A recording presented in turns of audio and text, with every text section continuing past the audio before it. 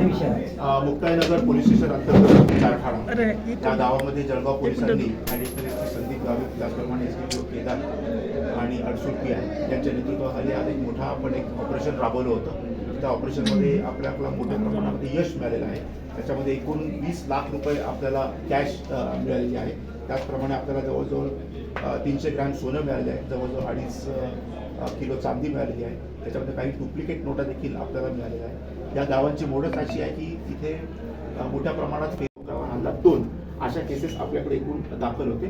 कालच्या रेडमध्ये अजून एक दुर्दैवाची अशी भाग आहे की आपल्याला काही वन्य प्राण्यांच्या तस्करीचे देखील आपल्याला काही मुद्देमाल मिळाले. त्याच्यामध्ये एक हरणाची स्कीन आहे, एक रॅबिटची स्कीन आहे, एक छोट्या कोल्ह्याची आपल्याकडे एक स्कीन आहे.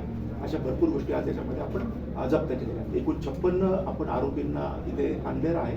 त्यांचे इन्फॉर्मेशन फॉर्म भरून घेत आहोत आणि आता गुन्हे दाखल करण्याची प्रक्रिया सुरू आहे.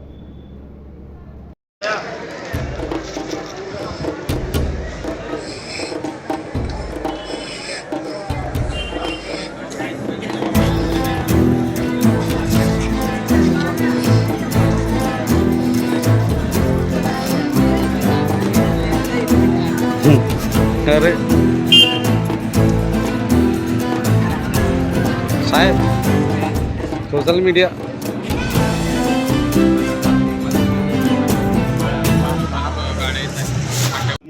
ज्याचं सॅटिस्फॅक्टरी त्यांना आपल्याला उत्तर त्यांना देता आलेलं नाही. त्याचप्रमाणे एकूण 30 मोबाईल देखील आपल्याला सापडले आहेत, ते देखील आपण आणलेले आहे.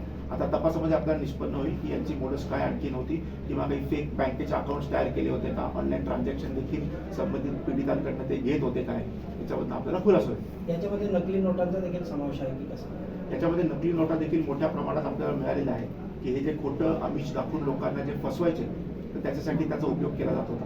त्याच्यामुळे नकली नोटा देखील आपल्याला मोठ्या प्रमाणात मिळालेल्या आहेत. कॅश आहे. काही महिलांना देखील अटक करण्यात आली.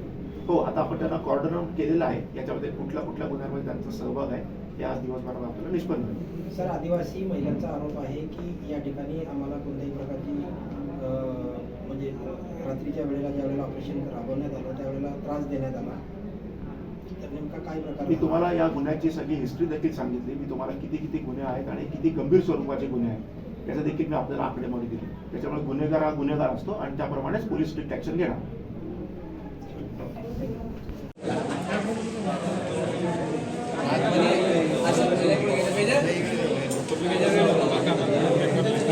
देवेंद्र बोलते